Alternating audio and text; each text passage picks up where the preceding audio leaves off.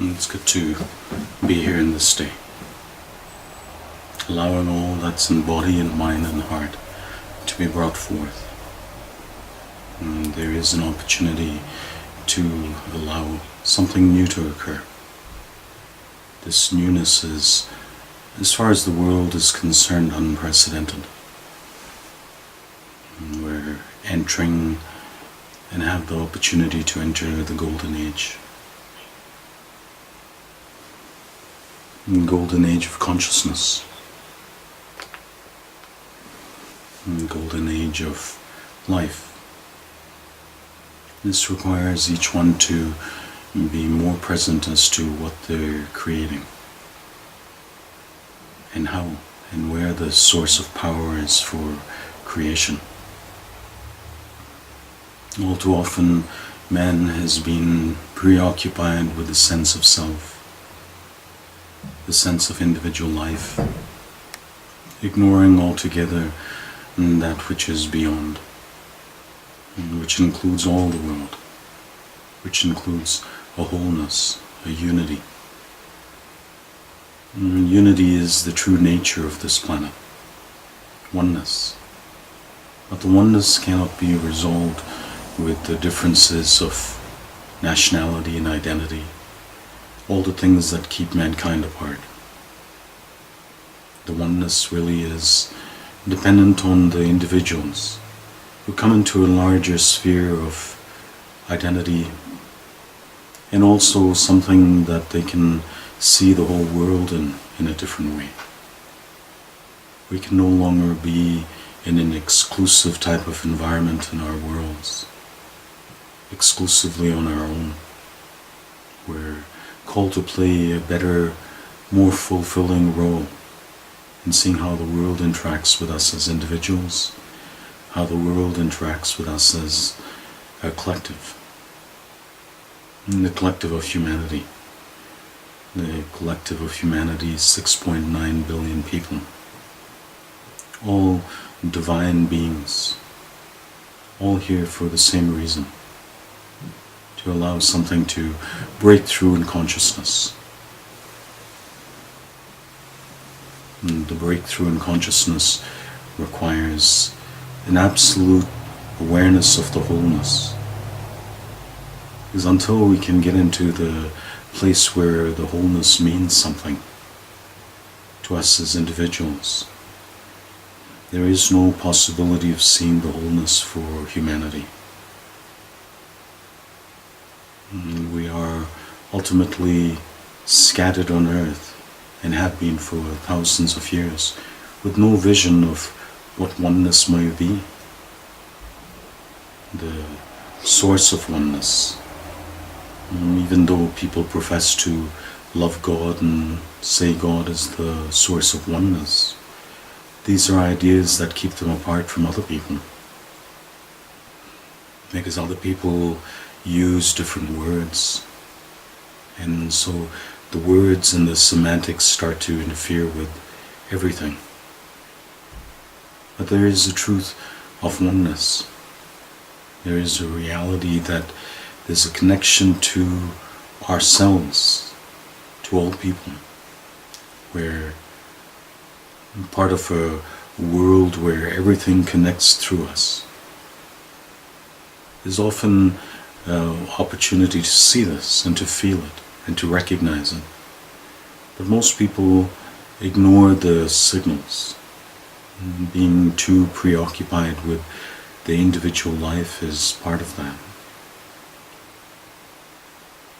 But this hasn't worked. All that it's done is created war and disharmony on earth. There needs to be a new recognition of something else, a recognition that the oneness is more important to us as individuals, and subsequently the oneness is more important as far as we're concerned, instead of creating another type of exclusive thing. Exclusivity only starts to lead to some sort of bias, some sort of feeling in the people who are exclusive that they're perhaps superior than others. A sense of superiority complex has existed between East and the Western world. Mankind in the Western world, the so-called developed countries, have looked upon the developing countries and thought of themselves as being superior. It's like a flip side of the coin. It's all one coin. It's all people, all on earth, attempting to live in harmony, attempting to live in life day after day. The golden age is an opportunity for such a thing to occur, where there's peace amongst both sides, where there's peace between men and women, there's peace between people and cultures, because we transcend cultures. We transcend the dogma of the individual systems as they go on. All the things of differences are part of, to some extent, subcultures. These subcultures are like little self-operating systems. In the world of mankind, we have a lot of subcultures. When one looks at an individual who's born out of subcultures and has a tendency towards identification with the subculture, there's a tendency towards insanity. Because insanity really is trying to do the same thing over and over again in the particular subculture or way that it's done, at the expense of seeing the whole. The little part of consciousness that attempts to retain its identity separate from the whole is ultimately insane. It cannot separate itself from the whole. There is no individuality that can maintain itself separate from the whole for the long run. People eventually die and go back into the wholeness, although they don't understand the wholeness in life, so they don't understand the wholeness as they approach death. What if we started to look at things a little bit differently? What if we looked at things in a way that, as individuals, we recognized what wholeness is, what the oneness is, and our identification with the wholeness, our identification with oneness. There's a bond that we all share on earth. This bond is we're all on the same planet. It seems like a large planet. That's just because we're such surfacey creatures. We're caught in the particular strata of consciousness here, which is on a very surface level, separate from most everything else. We cannot access as a culture the deeper ramifications of the oneness. We cannot see as of yet the impact that we have on nature, and subsequently those far-reaching impacts that nature has back on us. Because if the pollution, whether it's through nuclear waste or anything else, affects nature, ultimately that's going to come back to haunt mankind. All of the things that man does comes back to mankind. But it's, again, a very surfacey type of experience because it doesn't reach very far. It doesn't reach into the solar system. But the oneness of mankind has the potential to reach into the solar system. The earth has the potential to transmit into the rest of the solar system. It's part of consciousness. We're transmitters.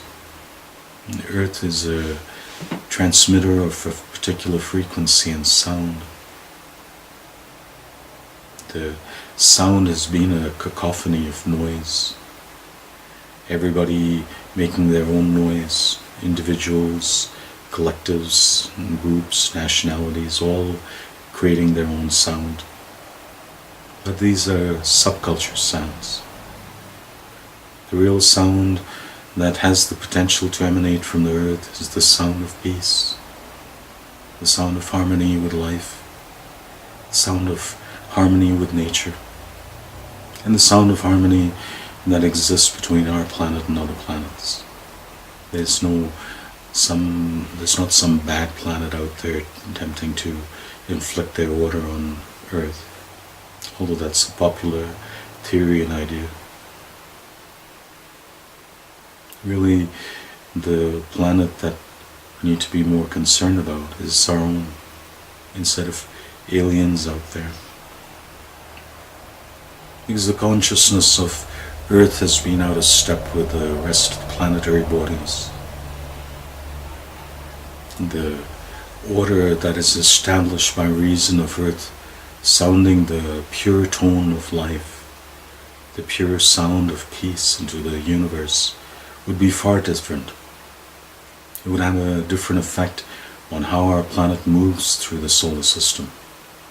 In conjunction with all the other planets, with all the other bodies, the moons and the asteroids and the suns, all of the other things that go on all around us. And these things are musical, just as much as our day-to-day lives are musical. If we make music and it's in the state of noise or discordance with other people's music, and we find there's a noise going on around. But if we can learn how to harmonize, learn how to sing the same song, bring in the same tone, allow something more creative to occur, then the sound that emanates from Earth, the sound that emanates in our lives ultimately, can be more harmonious with those things around us. But it starts with exemplifying and revealing what is the sound in ourselves. Getting clear what that sound is, having a vision of what that frequency and sound is. Because we're so used to the noise that goes on around that we listen to the news and the reports of war, and we think, okay, that's the sound. Terrorism and fear and everything else. Financial things, collapse perhaps, all noise. But beyond the noise is sound, not a silent sound, but the sound of peace. And we each on the planet long for the sound of peace. And if there are people that are creating any other sound, it's by reason of the fact of being and paying for and profiting from something other than peace. Or ultimately everybody on earth wants the same thing. Peace. Peace in their lives. When we reach the sound of peace in our life, then we extend into the world an influence of that sound. When we reach the sound of influence of peace, then peace starts to be sounded in the world again. And the discordant noise of all the cacophony of something else starts to fade into the distance. And we learn how to harmonize with others. And sound of harmonizing with other people's sound is much easier on our body systems. We recognize this from books like Truth Out of Water, that words and sound affects water, and over 90% of our body being water. Again, the sound that we emanate is important, because we're like little amplifiers of sound. We carry around the personal sound that we have in our heart. We sound it into the world all around, complaining about this, complaining about that, trying to find something better and more important to complain about. And this gets to be a usual frequency that mankind's used to. Complaint. complain about all the things that go on around, blaming somebody else for the lack of harmony, someone else for the discordant noises going on. It's important to come back to a recognition of what one is putting out oneself, and being able to differentiate that noise from other people's noise, so that the sound starts to be more harmonious with our neighbors, our families, our friends, the people we interact with day after day, the things that go on in ourselves. Because before we interact with others, we have to learn how to harmonize body and mind and heart. And body and mind and heart have been out of sync and harmony themselves. The mind plays one song and the heart plays another. And the body is just amplifying what it hears. So when mind and heart are at odds with each other, the sound that comes through the body is not a pleasant type of frequency. So mind has the chance of being still.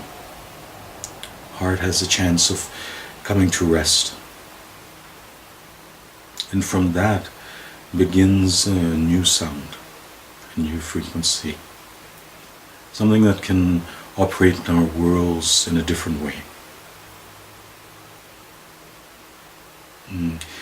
We learn all sorts of frequencies, all sorts of discordant sounds through growing up in childhood, and people carry their childish and childhood songs and sounds along for years and years and years, always being troubled by the same sound.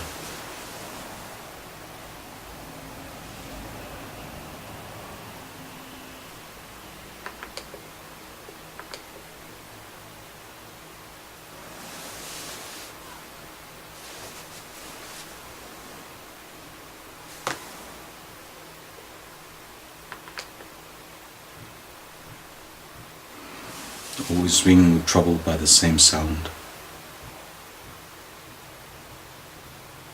And the opportunity is to come back to the place where the sound that is coming forth is crystal clear.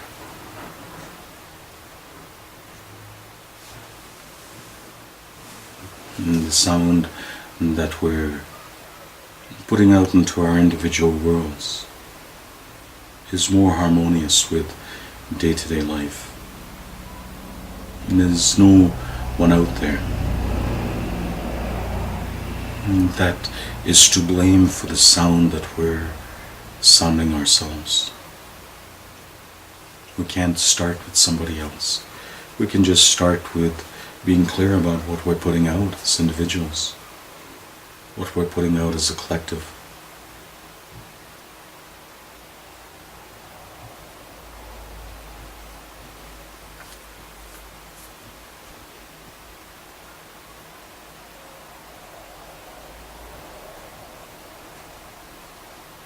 Joanne, could you dial Randy's number, please? On here? Yeah.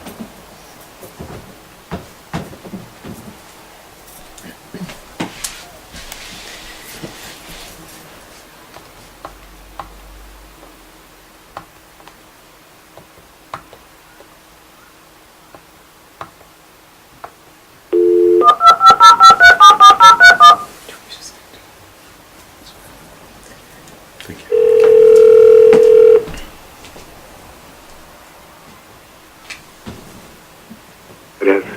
Hi, Randy. Yeah, so we start with the sound of life, and the tone of day-to-day life.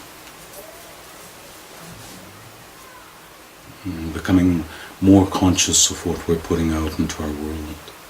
Because the world will reflect back cacophony if we put out cacophony. And we don't have to put up with everything, all the noise that's going on around, because most of the noise is one of discordance anyway. But one needs to recognize what one is putting in as an individual into the world, into our immediate environments. And frequency of what we participate in is always up to us. If we're participating as individuals in something that's noisy in the world, that's a cacophony of noise, then we have a chance to put something out different, or choose different participants. Because sometimes one cannot change what's going on as far as other people is concerned. So the only choice is why participate with that. If it's noisy, if it's a sense of noise and chaos, we're in the individual world of choice. This ultimately is the part where mankind's mechanism of hearing the harmony has been so lacking and so unaware of what the choices are, that no one takes and creates their own choice. We listen to the choices of the news and the reports and think that that's what the choices are. But let's have a new vision of something. Let's have a new vision of what can be sounded between us and others. Let's have a new vision of the opportunity to choose to participate with those who are creating something new, something clear, something more harmonious with life, something more harmonious with all of creation. Creation is in harmony when mankind is in harmony. And creation reveals that harmony and has the opportunity to reveal the harmony. And hence the fact that we have the opportunity to re-enter the golden age when we create the harmony, when we sound it into our worlds again, consciously. It doesn't mean we ignore the rest of it. It just means that we become more conscious of what it is that we're putting out and what it is that we're choosing. Because through those choices, we let the world know what we're harmonizing with as individuals. It's not going to stop other people from harmonizing with other things. Can't stop them from doing that. That's the mistake in trying to force other people, force our ideas or our sound onto other people. People have been doing that for thousands of years, with the influence of all sorts of personal and subculture prejudices that go along with that. But what if we didn't have those subculture prejudices? The prejudices of mind and heart, ideas that keep us apart from our own oneness. The oneness between heaven and earth. The oneness between the divine being and the human being. See, these frequencies exist in ourselves from culture, subculture. Subculture of insanity, the insanity of separation, or a sense of separation, ideas of separation. Ultimately, there is no separation, but if we see ourselves as separate, then we start to conceive and use the language and the tone, the frequency of separation. And that's insane. Insanity is truly trying to be separate from the world around us,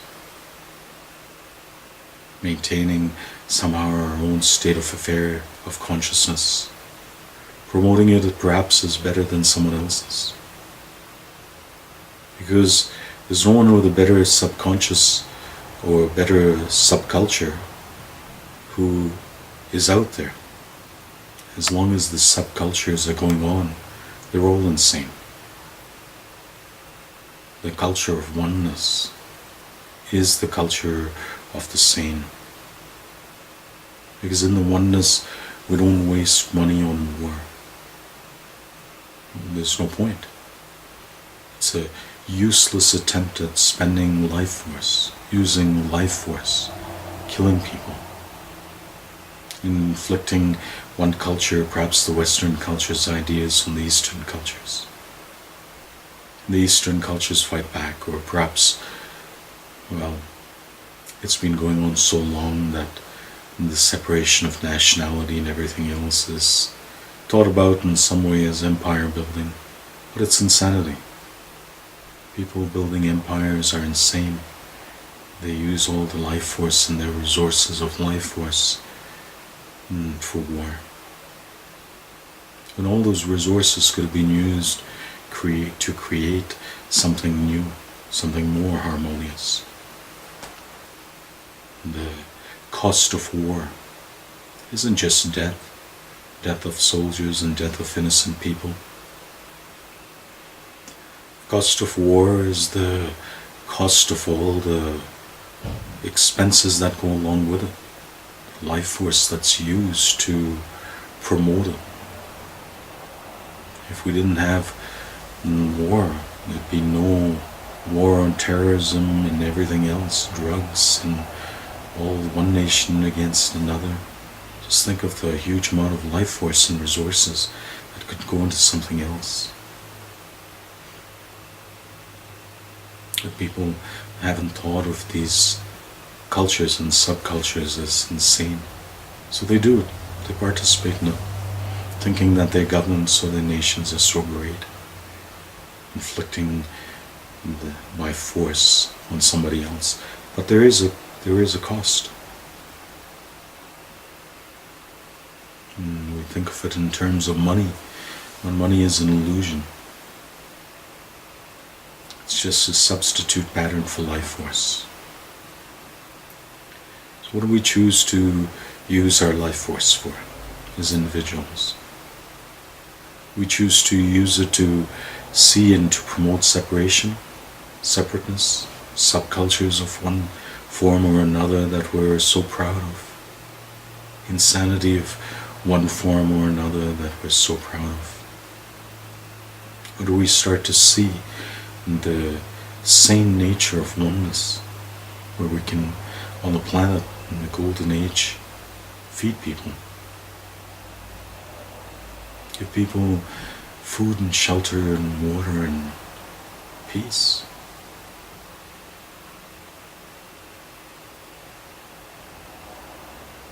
Is that something that you and I can not only conceive of, but can start to promote through our body and mind and heart?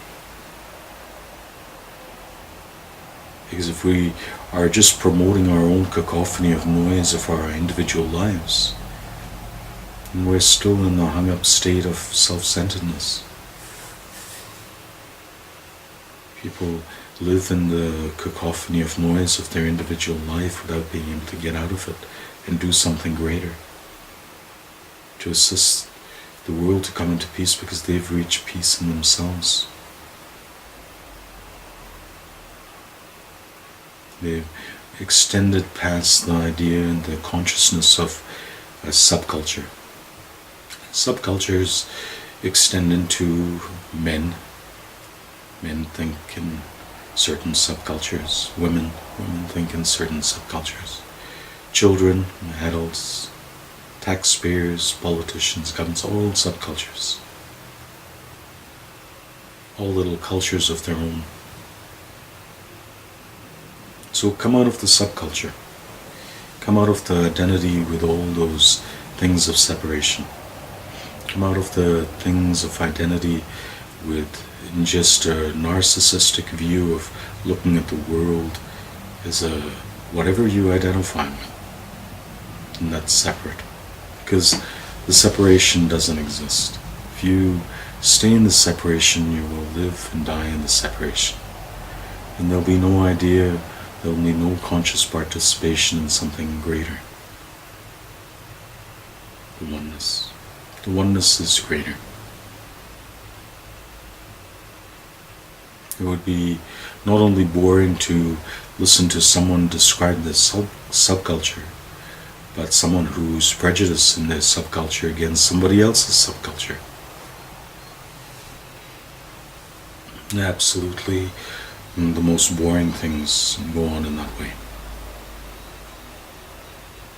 People trying to promote and prop themselves up as better than somebody else.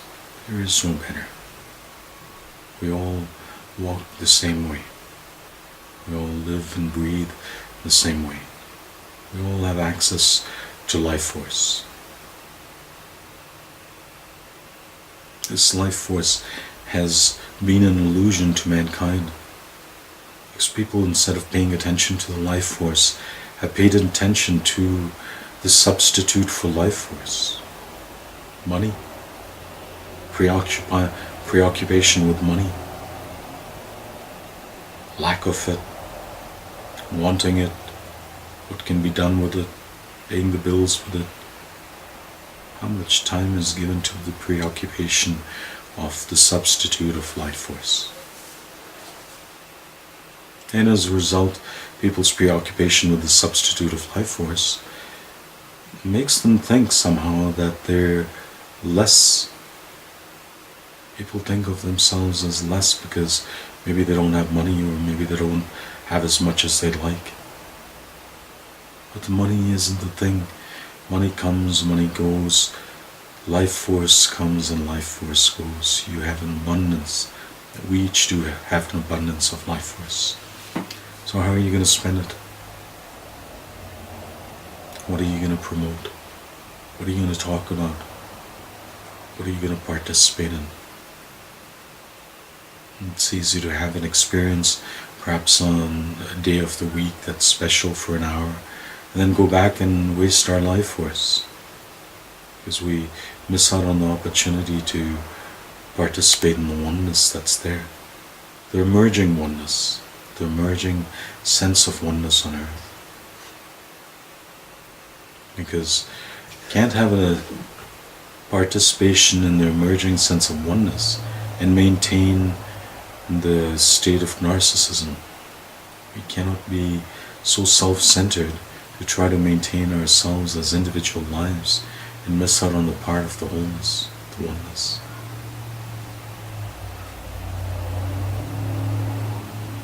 We cannot do anything here in one side of the world that doesn't affect the other side of the world.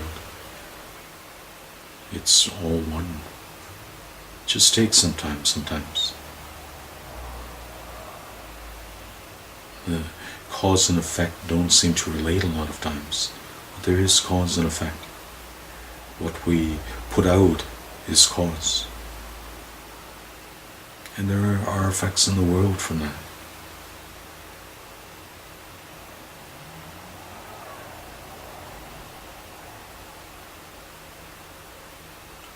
You are cause.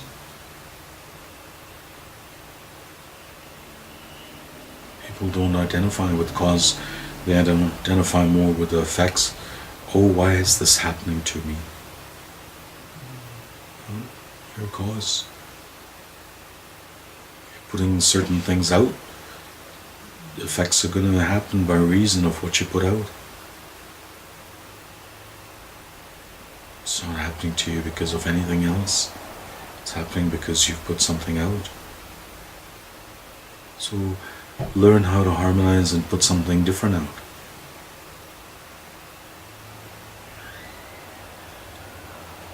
If we harmonize with just our individual lives, then we miss the fact that there's a whole bigger thing going on in the world. We get so caught up in a small little subculture of individual life that we miss participating in the rest of the world's life. It's actually quite tragic to just be caught in a self-centered state of consciousness, because we miss what else is going on around us, with people, with other people, with people in our family, with people in our worlds, because we don't understand it. We don't listen enough to what's going on around us. And people around us, they don't understand it either. So everybody's making this noise of individuality.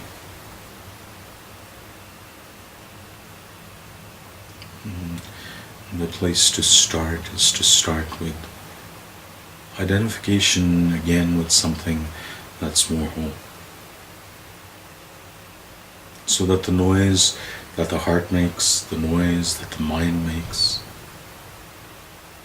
the noise that we make, because whatever is in the heart and the mind comes out of the mouth. Listen to yourself. Listen to the people in your world sometime, and you'll know what's in their heart and in their mind. It's noise. It's subculture noise.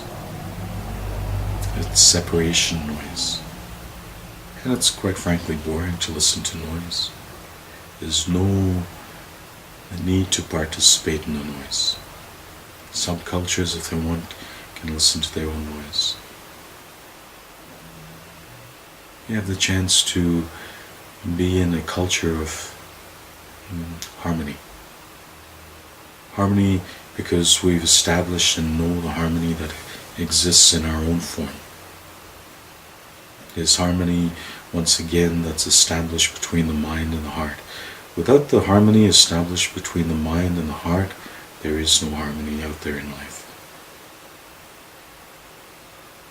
So it's pointless trying to do anything else out there, including promote some sort of subculture, because whatever's in the mind and the heart, that's of its own subculture. The mind has its own subculture, its own premise for living. The heart has its own subculture, its own premise for living, and they're both insane. No, it has to come out of the insanity, come out of the subculture insanity, because that people have been dying century after century living in that type of space. Come out of it, come out of the identification with it, come out of that in our own forms, and see the oneness, the opportunity for oneness. And then we become potentially more effective in what else is going on out there in the rest of this planet. That's promoting the oneness, because there's no point promoting subculture at the expense of the oneness. If we're out there consciously participating in promoting the subculture of nationality or terrorism or something else, we're wasting our time. Only thing worth spending our life force, using our life force day after day after day, is to promote a culture of peace, a harmony with the rest of the planet, a harmony between man and woman, between adults and children, between seniors and the rest of the world, east and west. The subculture of dogma, the subculture of politics and nationality, all a waste of time, all separation, no point even participating in it. Come out of it. If we listen to the news and we buy into it, come out of it. We're no different on this side of the planet as on the other side. People are the same wherever they are. They want and they need the bare necessities of life. Peace, food, water, shelter, education for the children, medical help for those that need it. Much better things that we can spend our life force on. In whatever way the compulsion comes through each one as an individual. So we can make peace, we can promote it. Because we go beyond the cultures and subcultures of separation.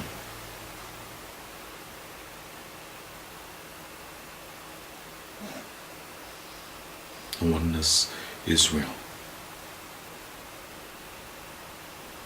And that which is real between us is life. It extends because we have life force, extending through our hands, through our hearts, through our thoughts, through the mind, through the feelings, through this whole body mechanism. We have the opportunity to use life force.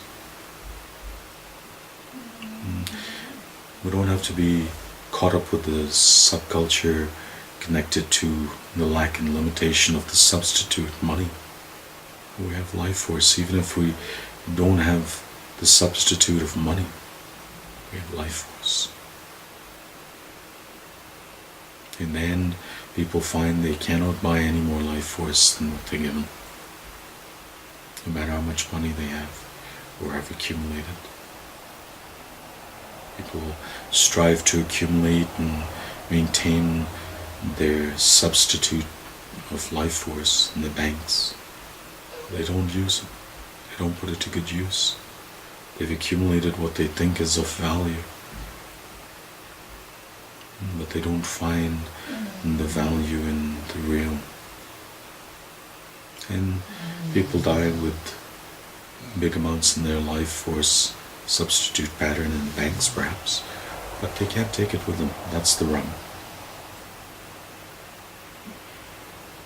But we can take the identity and the awareness of the oneness with us, because if we participate in the oneness, if we grow in awareness of the oneness that's all around, the reality that we are all one here on earth, we take that awareness with us, because we're not locking it up in some bank vault somewhere or in some computer system. Life force is real.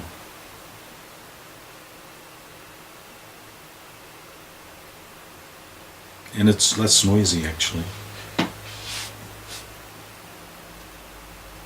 It doesn't depend on the system. Life force is all around us.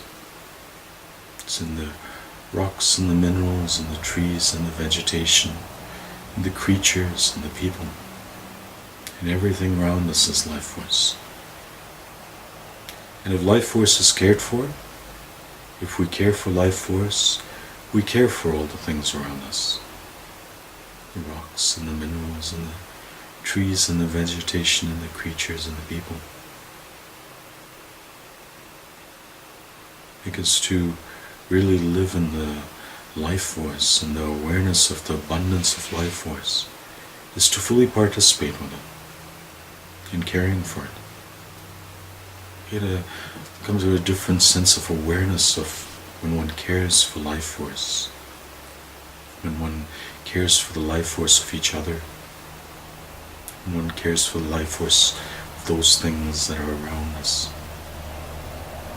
And the more and the larger we can draw that awareness of caring for the life force around us, the more we can see that this care can extend beyond our communities, can extend beyond our cities, can extend beyond our nationalities. Those are all transitory subconsciousness, subcultures.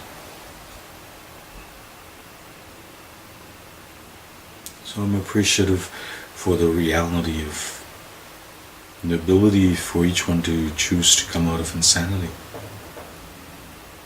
Coming out of the subcultures is coming out of insanity.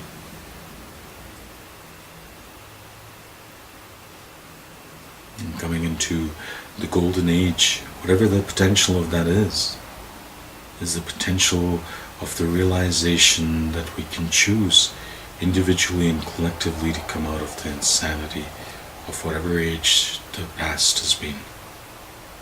And yeah, maybe we see some of that still around us, but the more we participate in the coming golden age, we have a chance to co-create it, because we put something out. Maybe it starts with a vision that we put out, but we share it, we shape it, we form it We participate with others who start to understand what we're on about. Because we're here to see something revealed of a golden age, whatever that description is. Participation is the prerequisite. We can participate in the old age that's passing away, the old heaven and the old earth, the old consciousness that it's dying. It's all around, the fact that it's dying. We can identify it and we can go down the tubes with it if we want. Or we can identify with that which is coming out of the ashes of the old cultures, the old subcultures. That which is rising out of the state that's burning up all around us.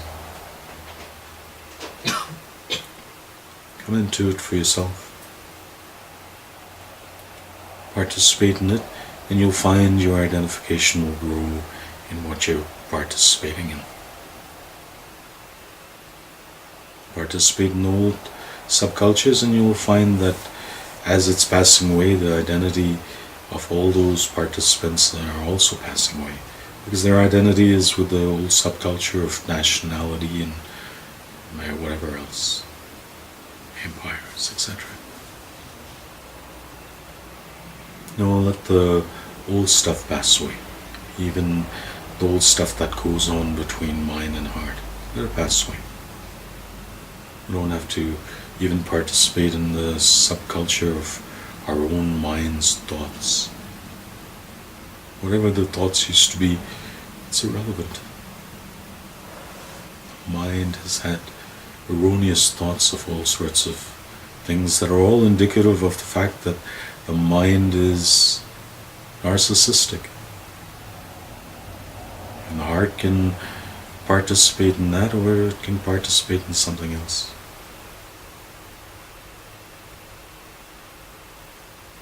Come out of it.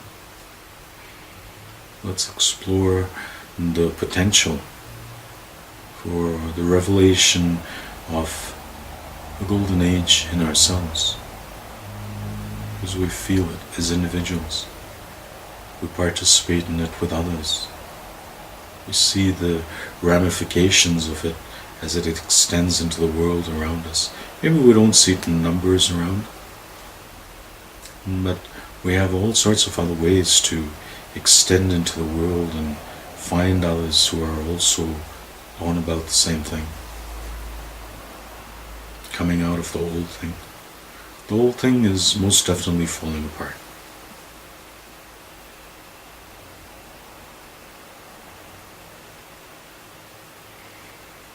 So it's good to be here. It's good to be consciously aware of what our choices are and what we're participating in and want to participate in, so that we don't stay in insanity anymore.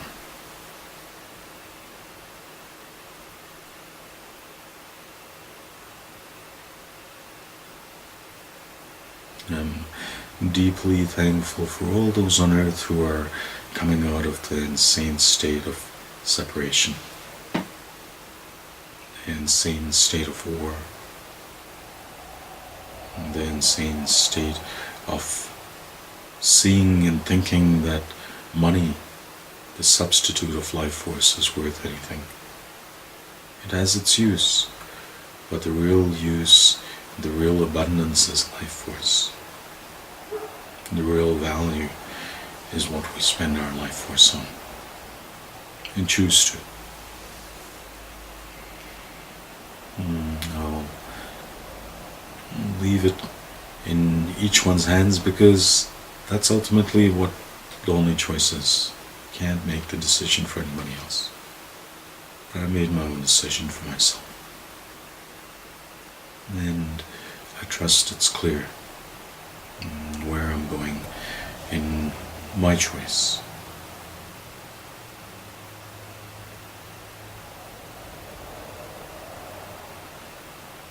I see the oneness. I see the golden age coming. A time when all of this world will once again live in peace. And all of this world will once again look after and care for every single person on earth. Through food, through water, through shelter, through health, through education, through all the necessities of life.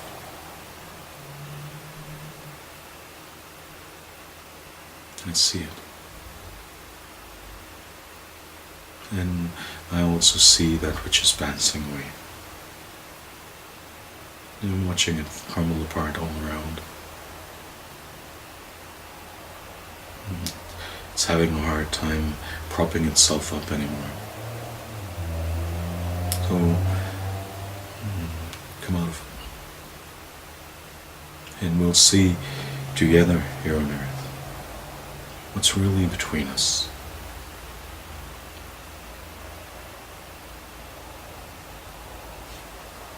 And we'll reveal together on earth the golden age of caring for all of life, and for all the people, for all the creatures, for all of earth, all the vegetation, because it all needs care. And care is the new society.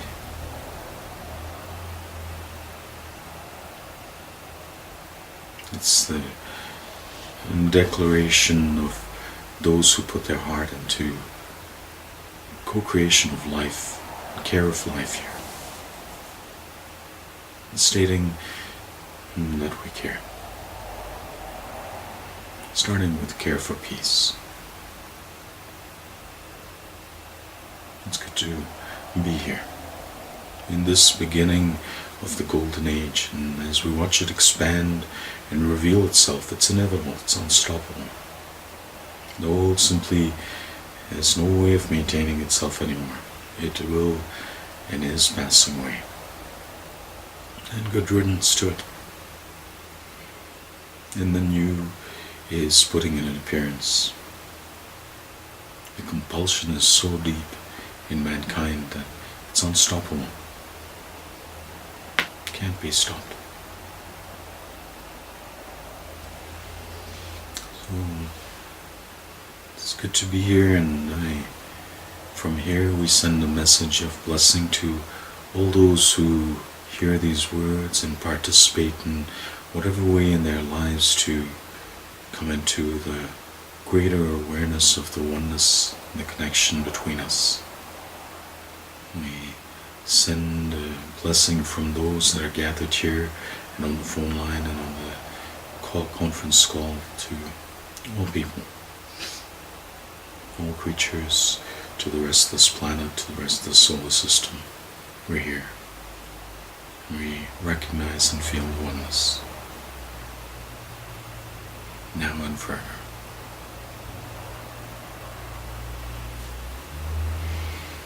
So I'll open up the phone lines in a time of response.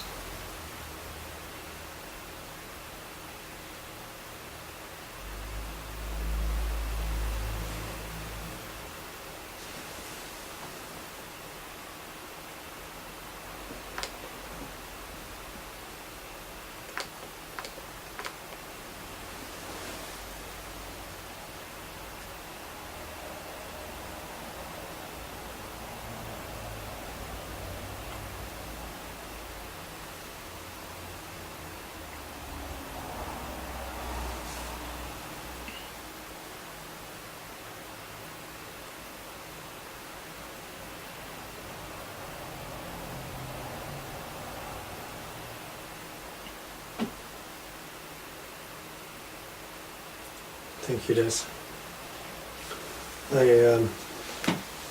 I recognize the life force that's here right now, and the gift of day, every day, today, and also the responsibility of using that life force, making a choice in my everyday life, and also through the words and what I reveal in the world, in my communications.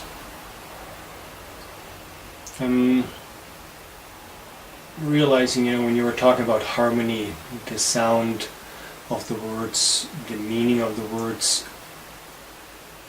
where those words come from the inside, from a place of truth and a place of peace. And whatever's on the inside, on my inside, what I'm focusing on, is going to be the focus in my outer world as well. And that harmony you speak about, there's sound in everything, in the plants, the minerals, there's harmony. And the picture for me is that harmony contains, it's necessary to have different tones to have actually harmony. It's not all the same. It takes all individuality and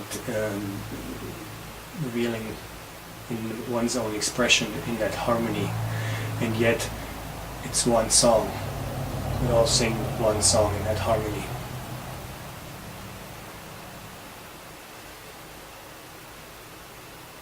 Yeah, the song of creation.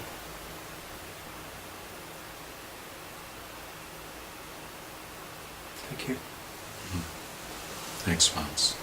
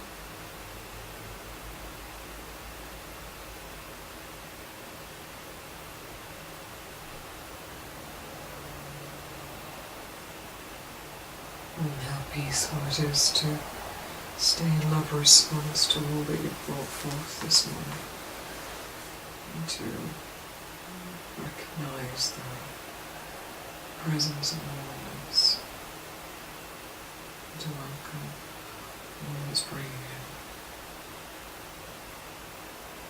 I'm deeply thankful for the opportunity to open and deepen in what life is beckoning to participate in allowing golden age to come forth and to accept the responsibility that's being presented, to no longer participate in any type of insanity, to leave alone those things that rightfully must pass away, and to move now into this new time in consciousness, and to maintain this choice, this smart choice.